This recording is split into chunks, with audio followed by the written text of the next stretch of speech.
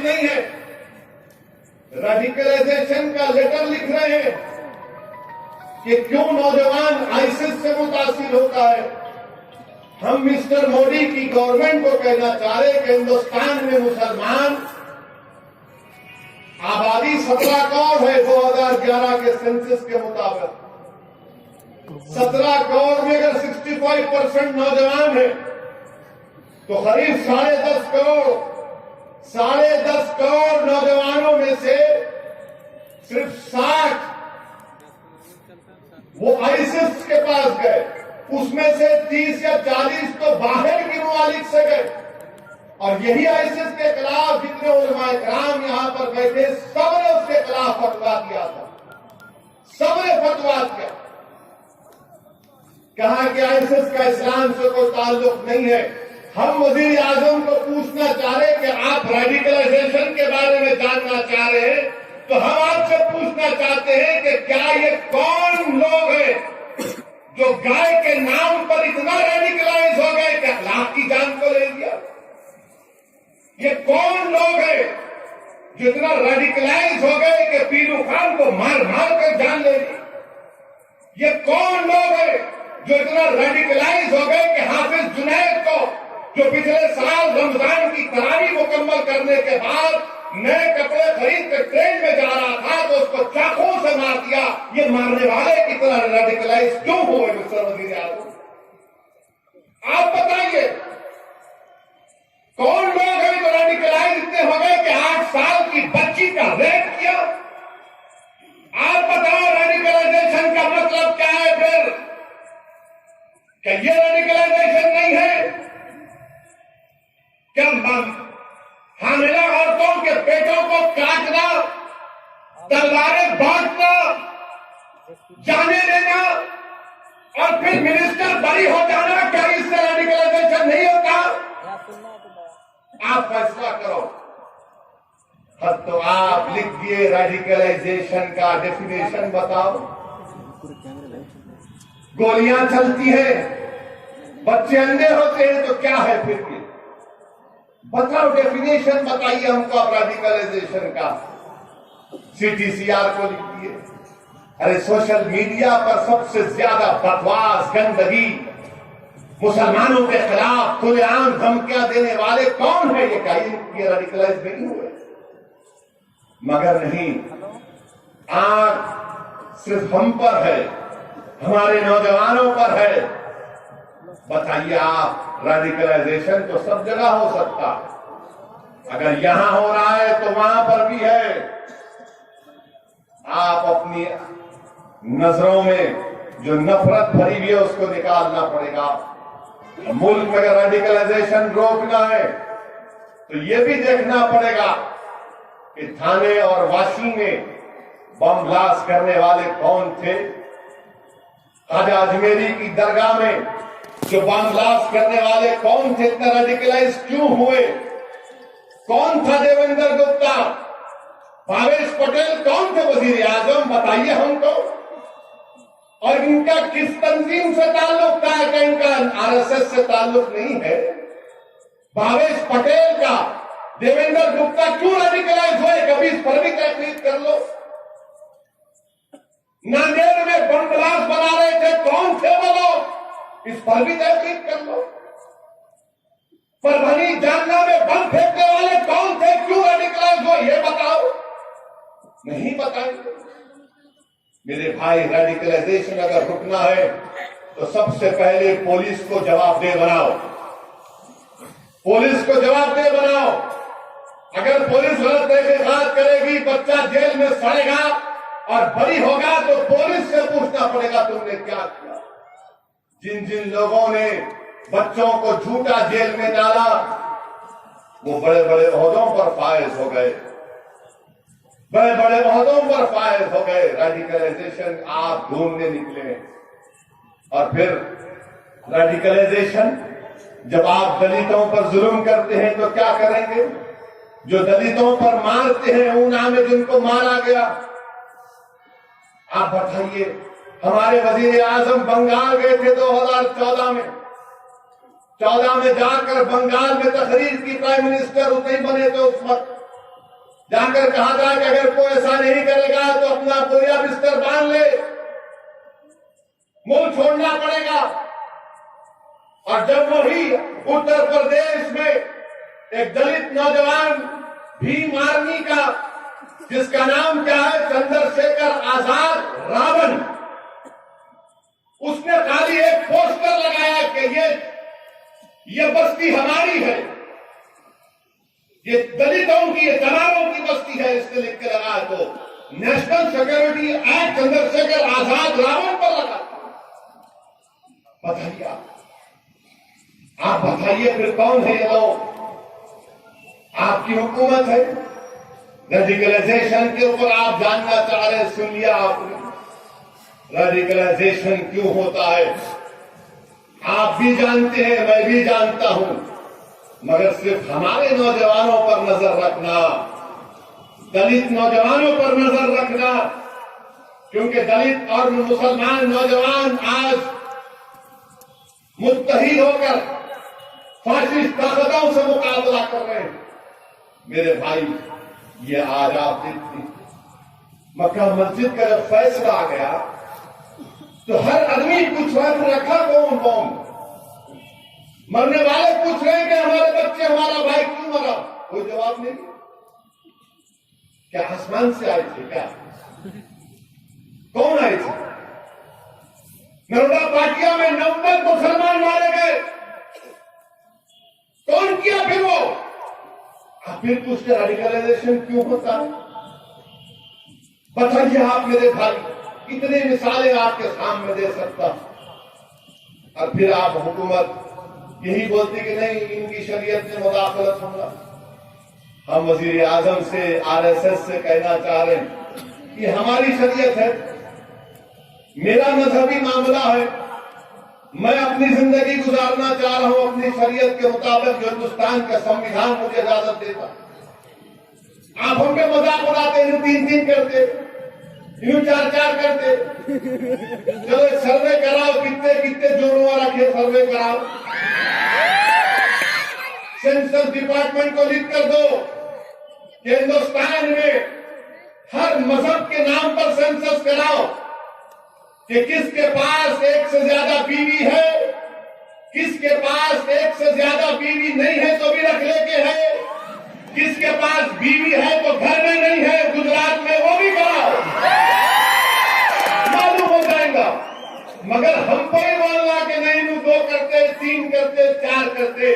ارے بھائی، ہم 1 کر کے پریشان ہیں مگر نبھارے چھوڑے نہیں، خوش رکھ رہے الحمدللہ۔ بڑکا بھاشن ادگیر میں دیتے، گھر میں گئے تو بولتے خاموش، ہم خاموش، مگر ساتھ ہے۔ انہوں بولتے نہیں 2 کر رہے، 3 کر رہے، 5 پیدا کر رہے، 6 پیدا کر رہے۔ بھائی آپ کا عقیدہ ہے، ہم پھر بولتے کیا؟ آپ کا عقیدہ ہے، ہم نہیں بول سکتے۔ جیسا تریپورہ کے چیف منسٹر بولے، تریپورہ کے چیف منسٹر کیا بولے معلوم آپ کو؟ معلوم نہیں؟ معلوم کیا معلوم جی تمہیں؟ وہ زبردست بات بولے، ٹنٹناٹن بات بولے، ایسا بات بولے کہ میں بولا کیا ہوگا، مگر ان کا سیدھا ہے، ہم کیا بولے؟ انہوں بولے کہ ہندوستان میں 5,00,000 سال پہلے انٹرنیٹ تھا۔ 5,00,000 سال پہلے بولے انٹرنیٹ تھا۔ لوگ بولے کیسا تھا؟ میرا ماننا تیرے کو کیا کرنا ہے؟ تو میں بھی بولوں میری شریعت کا تیرے کو کیا کرنا ہے؟ جب تم بول سکتے 5,00,000 سال پہلے انٹرنیٹ تھا تو میں بول رہا ہوں میرا بھائی یہ میرا قانون ہے، تیرے کو کیا کرنا؟ تیرے کو اچھا نہیں لگا، نو پرابلم، اچھا لگا آ جا، ویلکم ویلکم ہے، مگر نہیں۔ انہوں بول رہے 5,00,000 سال پہلے انٹرنیٹ تھا۔ میں تھوڑا ہوں گا بھائی، میرے پاس میڈیا والے ہیں، بولو بولو، ایسا ہوں گا کیا کریں؟ یہ کیا بول رہے آپ؟ ایسا کیسا ہو سکتا؟ ملا میں یہ بولا تو بولتے تھے کوئی نے بولا ہوگا کیا معلوم. مگر اگر 5,00,000 سال پر انٹرنیٹ تھا، یہ بارش کا موسم آیا تو مچھرا مار دے رہے ہمارے. 5,00,000 سال پہلے اگر انٹرنیٹ تھا تو پھر مراٹھواڑہ میں پینے کو پانی کہیں بھی نہیں ملتا رہتا. 5,00,000 سال پہلے انٹرنیٹ تھا تو پھر مہاراشٹر میں ہر سال 20,000 کسان خودکشی کیوں کر رہا؟ میرے بھائی ان کا عقیدہ ہے، آپ کا عقیدہ ہے، مبارک آپ کو. میرا عقیدہ میرے کو مبارک. ہمارے وزیر اعظم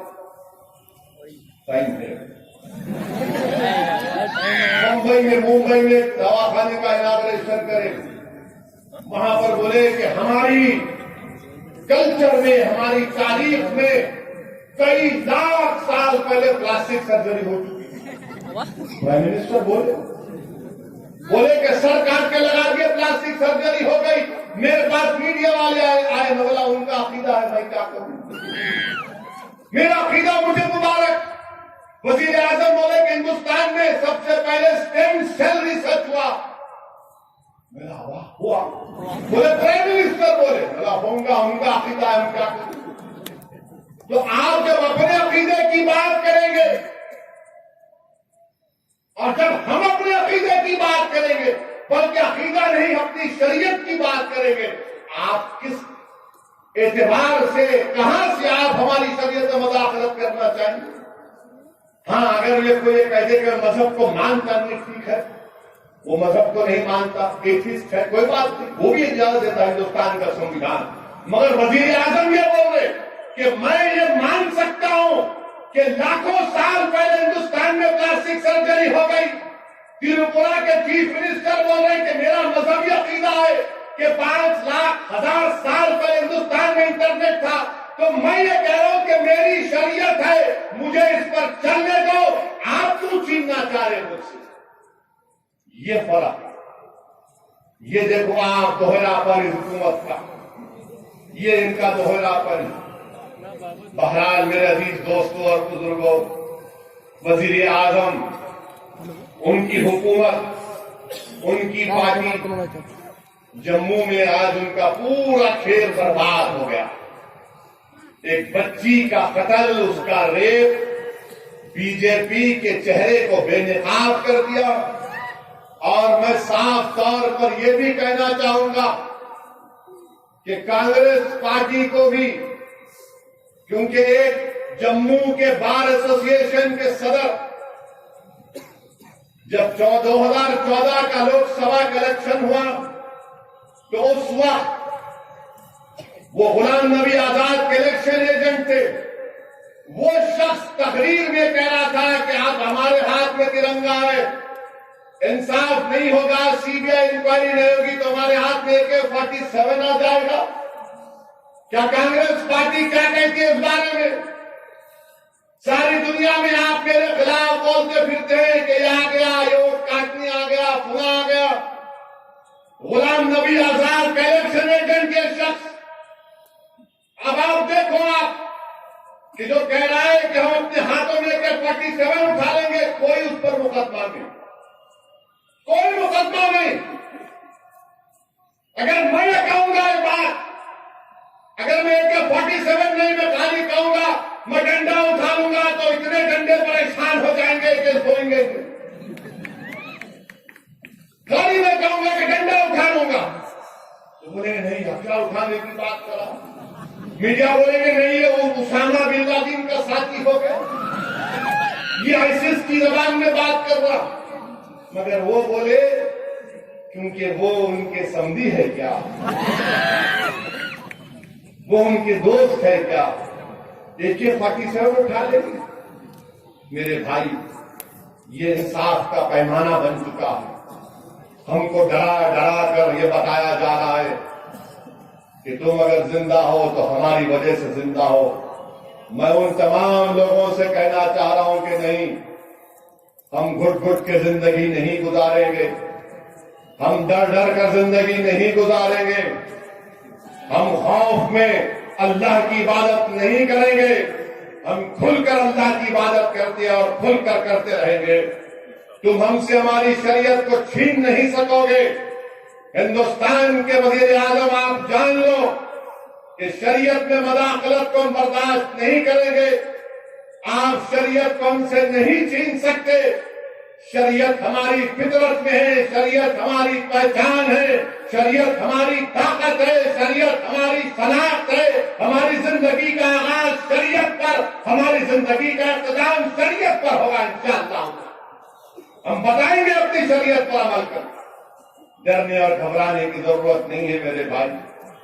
آج ہی وزیر اعظم ہے, کل نہیں رہیں گے انشاءاللہ. یاد رکھو, نہیں رہیں گے. آپ دیکھیں گے کہ 2019 کے انتخابات میں نو کانگریس نو بی جے پی ایک نیا فرنٹ ابھرے گا انشاءاللہ تعالی. یہ دونوں ایک ہی تھے, یہ دونوں راہو کیتو ہے, کانگریس بی جے پی.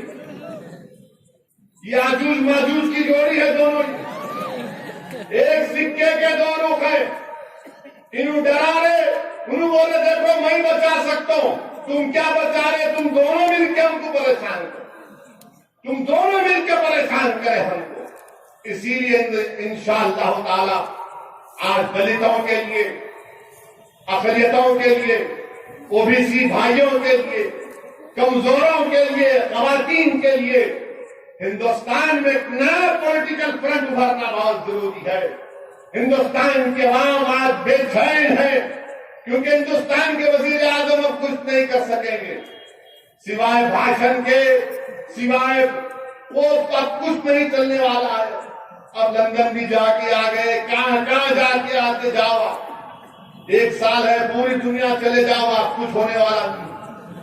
اب آپ کا ٹائم آ چکا ہے, 19 کا انتظار ہے, اور مجھے پورا یقین ہے کہ ہندوستان کی عوام ایک ہو کر ان تمام طاقتوں کو جنہوں نے 4 سال کا ان کو عرصہ ملا کچھ نہیں کیے, نوٹ بندی کر کے ہم کو برباد کیا, جی ایس ٹی لایا تو آج لوگ پریشان ہیں. نوجوانوں سے بولا 2 کروڑ نوکریاں دیں گے, نوکری نوجوان کو نہیں ملتی. وعدہ کیا تھا کہ پاکستان کو کچھ ایسا ویسا کر دوں گا, بریانی نہیں کھلاؤں گا. نواز شریف کے گھر میں جا کے کیا ہفا بکھا کیا ہے. آرمی کی بیس پر حملہ ہو گیا, سپاہی مارے جا رہے, ہر محاذ پر مودی گورنمنٹ فیلئر ہے, اور یہ فیلئر رہے گی انشاءاللہ تعالی. مگر آپ سے اپیل کر رہا ہوں کہ اپنے ہمت اور حوصلے کو بلند رکھیے. یقیناً تکلیف ہوتی ہے جب مکہ مسجد کا فیصلہ سنتے ہیں, یقیناً تکلیف ہوتی ہے جب نرودا فاتحہ کا فیصلہ سنتے ہیں, اور دل سے ایک ہی صدا نکلتی ہے کہ اللہ تو ہمارے لیے کافی ہے, تو دیکھ لے ہم کو. اللہ ہم کو اس لیے ستایا جا رہا ہے کہ ہم تیرے حبیب کے نام لیوا ہے. اللہ ہمارے لیے کافی ہے. حسبنا اللہ و نعم الوکیل. اور اللہ ظالموں کو ختم کرے گا, اللہ مظلومین کا ساتھ دے گا. میں ہمارے دلت بھائیوں سے بھی اپیل کر رہا ہوں کہ حکومت دلتوں کے لیے نہیں ہے. سپریم کورٹ کے فیصلے کے خلاف آرڈیننس لا سکتی تھی, مگر صرف زبانی بابا صاحب کی بات کرتی ہے. میں دلتوں سے بھی کہہ رہا ہوں کہ آؤ ہم اور آپ مل کر یہ تمام لوگوں سے, یہ سابرناؤں سے, یہ تمام طاقتوں سے مل کر ہندوستان کی جمہوریت کو بچائیں گے. شکریہ. خدا تھا جو کہ بڑا ہی کٹھن مسئلہ تھا, لیکن رسول اللہ صلی اللہ علیہ وسلم نے اپنی ازواج محترمہ سے آپ نے مشاورت کی. آپ نے سیدہ بی بی فاطمہ زہرا سے عورتوں کے مسائل پہ مشاورت کی اور ان کی رائے لی. اور وجہاد فی سبیلہ فتربصوا حتی یأتی اللہ بأمرہ. ارشاد فرمایا کہ اے پیغمبر پوری دنیا میں اعلان کر دیجئے کہ اگر تمہارے ماں باپ, تمہاری اولاد, تمہاری خاندان, تمہاری تجارتیں, تمہارے مکانات, تمہارے اسباب و وسائل, تمہاری چاہتیں اور محبتیں اور تمام دنیا کے انسانوں سے تمہارا تعلق اگر اللہ اس کے رسول کی محبت سے زیادہ ہے فتربصوا حتى يأتي الله بأمره، تو پھر تم انتظار کرو اس بات کا کہ اللہ تم پر اپنا عذاب نازل کرے۔ وسلم نے ارشاد فرمایا ثلاث من کن فیہ وجد بہن حلاوۃ الایمان، تین صفات جس شخص کے اندر ہیں اس شخص نے ایمان کی لذت اور حلاوت کا مزہ چکھ لیا۔ اس شخص کو ایمان کی حلاوت ملی جس میں یہ تین صفات ہوں۔ ان یکون اللہ ورسولہ احب الیہ مما سواہما، اللہ اس کے رسول سے سب سے زیادہ محبت ہو اور کسی انسان سے صرف اس لیے محبت کرے کہ اللہ اس سے راضی اور خوش ہو جائے۔ اور تیسری بات یہ ذکر فرمائی کہ انسان کفر میں لوٹائے جانے کو اسی طرح ناپسند کرے جس طرح آگ میں ڈالے جانے کو ناپسند کرتا ہے۔ ایمان پر زندہ رہے اور ایمان پر دنیا سے رخصت ہو، یہ صفت جس انسان میں ہے وہ ایمان کی حلاوت پانے والا ہے، وہ ایمان کی لذت پانے والا ہے۔ میرے بھائیوں، میں سب سے پہلے تحفظ شریعت کے عنوان پر آپ کو اس لیے مخاطب کر رہا ہوں کہ آپ کی ذمہ داری سب سے بڑھ کر ہے۔ حکومتوں اور سرکاروں اور درباروں کی ذمہ داری بعد کی ہے، پہلے آپ کی ذمہ داری ہے۔ آپ میں شریعت کی اتباع کا جذبہ ہو، آپ میں اللہ تعالیٰ کے دین کی خدمت کا جذبہ ہو، آپ میں اللہ تعالیٰ کی شریعت کے احکامات کو اپنے اور اپنے گھر والوں کی زندگی میں لانے کا جذبہ ہو۔ آپ شادی بیاہ کی تقریبات میں اسراف اور فضول خرچی سے بچیں، آپ اپنے سماج اور معاشرے کے غریب اور یتیم انسانوں کی خدمت کریں۔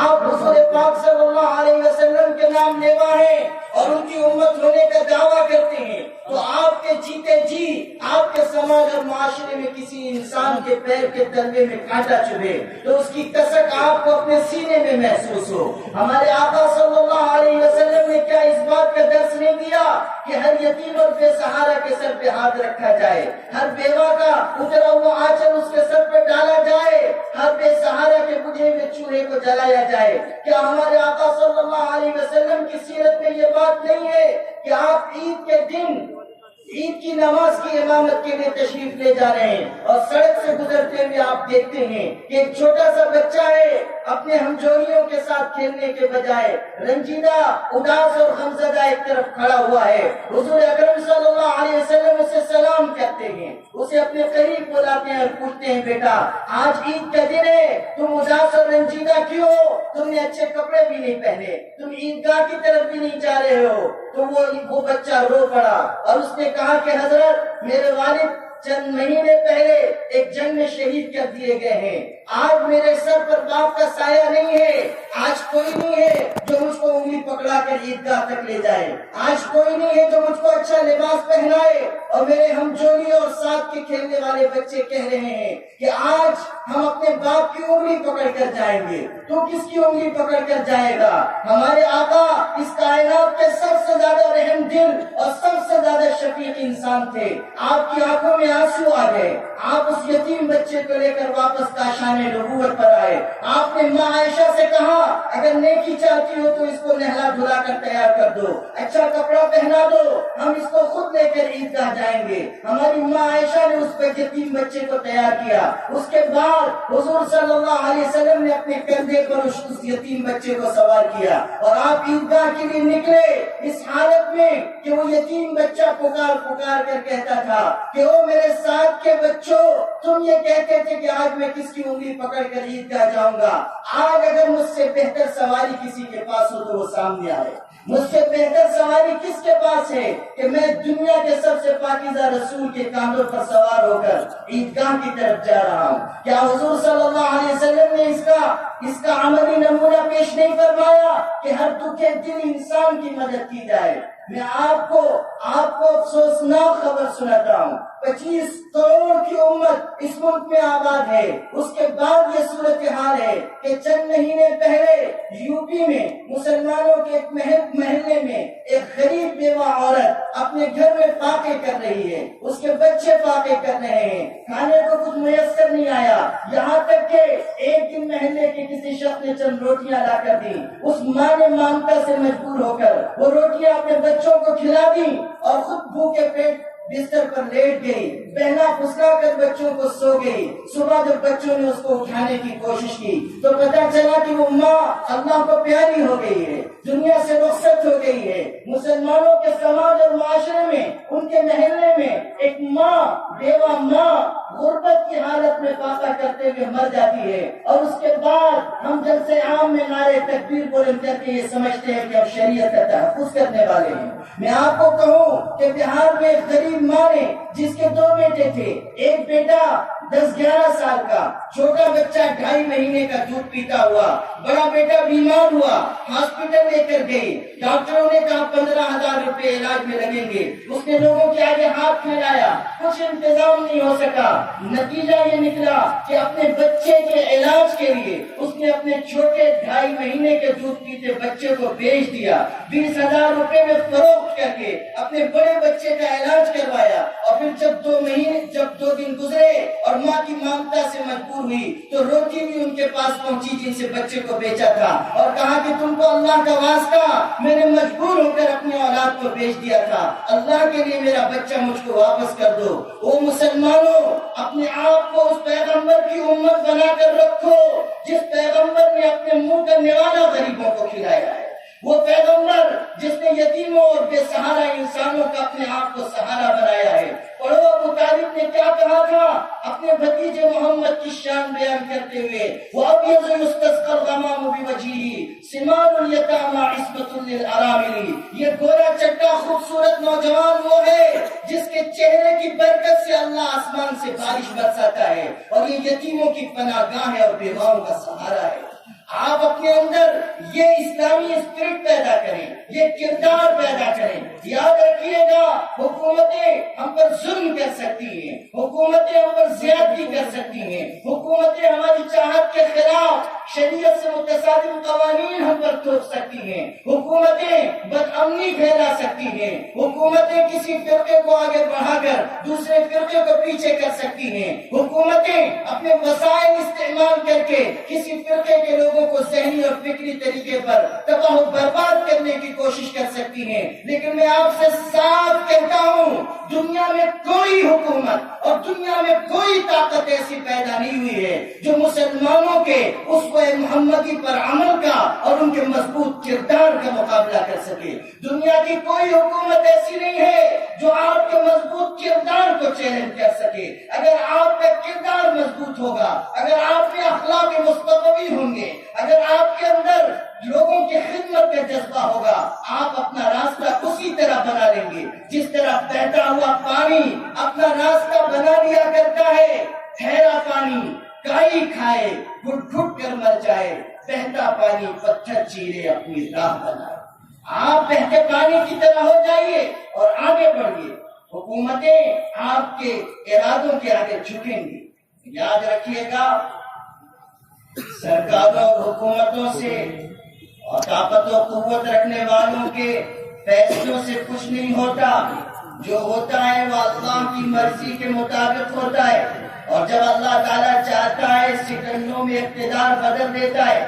آپ یاد رکھیے گا، اقتدار کا لینا اور دینا اللہ کے قبضے قدرت میں، ووٹوں سے نہ کوئی جیتتا ہے نہ کسی کو جتایا جا سکتا ہے۔ جب آسمان کا فیصلہ ہوتا ہے تب لوگ جیتتے ہیں، اور جب آسمان سے فیصلہ اٹھتا ہے تو تخت و تاج کے مالک چند سیکنڈ میں قبر کے آغوش میں چلے جاتے ہیں۔ یہ اللہ کے فیصلے ہیں، اللہ سے اپنا تعلق مضبوط کیجیے۔ جو ہوائیں چل رہی ہیں وہ بہت جلد ختم ہوں گی اگر آپ مضبوط کردار کے ساتھ آگے آئیں۔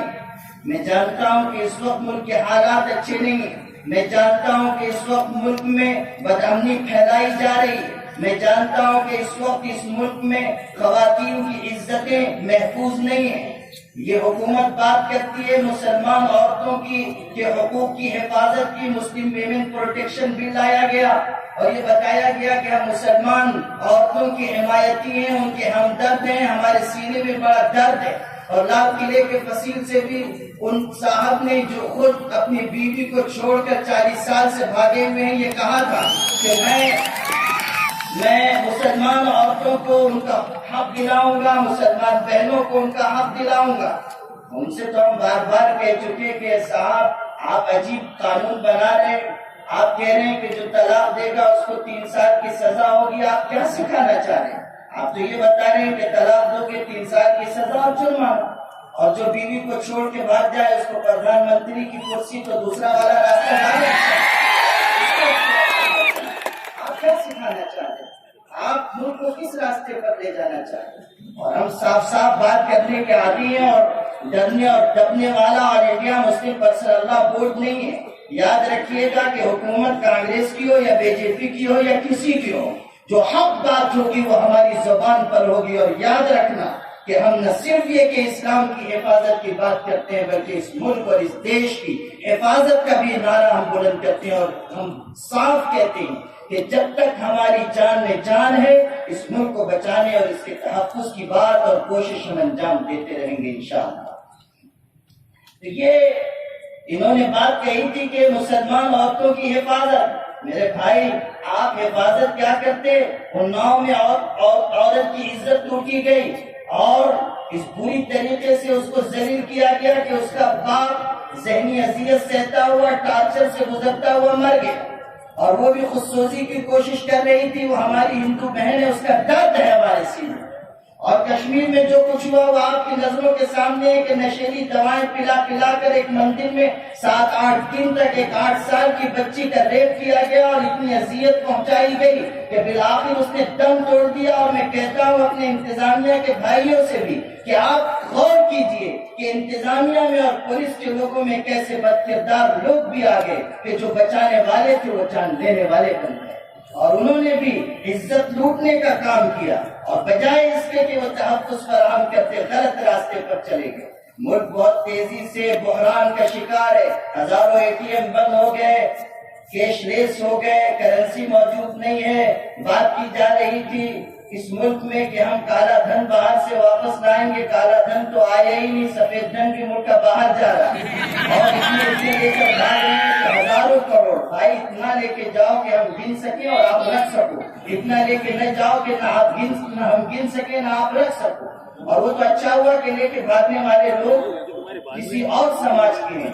اگر خدا نخواستہ مسلمانوں سے ہوتے تو لو جہاد کے بعد لون جہاد بھی چل پڑتا ہے، لون جہاد کا نعرہ بلند ہوتا، ہزاروں کروڑ روپیہ لے کر بھاگے۔ اور مودی جی کل لندن میں تھے، وہاں بہترین اجتماع ہو رہا ہوگا، آپ نے آج تک تبلیغی اجتماع کی بات سنی ہوگی، لیکن وہاں تو وجے مالیا بھی تھے، نہرو مودی بھی تھے، پھر ہمارے مودی جی بھی تھے، جتنے لے کے بھاگے ہیں سب وہیں جمع، بہترین اجتماع وہاں ہوا۔ میں یہ عرض کر رہا ہوں کہ یہ ملک بہت تیزی سے غلط راہ پر بڑھ رہا ہے، اس کو بچانا ہم سب کی ذمہ داری، اور اسلامی شریعت کے تحفظ کی بات ہم سب کے لیے بنیاد کا درجہ رکھتی ہے کہ ہم سب متحد ہو کر اس بات کا عزم کریں کہ اللہ کے دین کو، اللہ کی شریعت کو ہم اپنی زندگی میں لائیں گے۔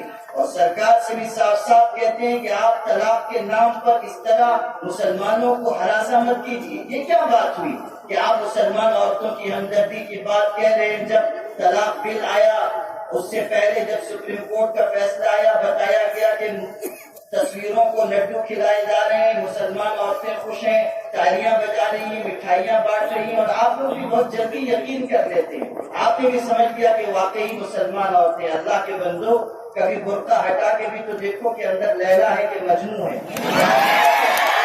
بعض جگہ تو ایسے واقعات ہو چکے کہ برقع ہٹایا گیا تو اندر سے موچ والی عورت نکلی۔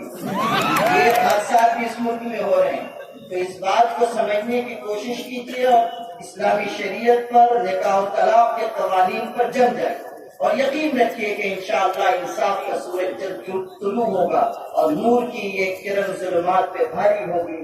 رات تمہاری ہے تو کیا صبح ہماری ہوگی۔ یہاں مختلف جماعتوں کے نمائندگان تشریف لائے، مسلم پسند اللہ بورڈی آواز پر لبیک کہتے ہوئے جناب اسد الدین اویسی صاحب، مولانا حامد محمد خان، مولانا سعید قادری، مولانا اولیاء حسینی، مفتی معراج الدین صاحب، مولانا ضیاء الدین، جناب معین الدین مختار صاحب، مولانا ڈاکٹر حیدر آغا صاحب اور دیگر حضرات مہمانان کرام، میں مسلم پسند اللہ بورڈ کے خادم کی حیثیت سے اور اس اجلاس کے صدر کی حیثیت سے ان سب کا خیر مقدم کرتا ہوں، اور اصلاح معاشرہ کمیٹی خودگیر کو میں مبارکباد پیش کرتا ہوں کہ انہوں نے یہ عظیم الشان اجلاس سجایا.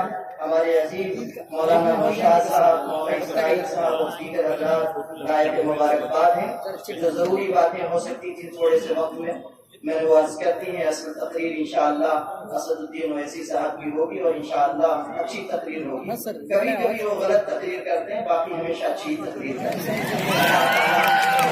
جیتا جاگتا اور ہنستا کھیلتا رکھے اور ان کے وجود سے ملت کو فائدہ پہنچائے.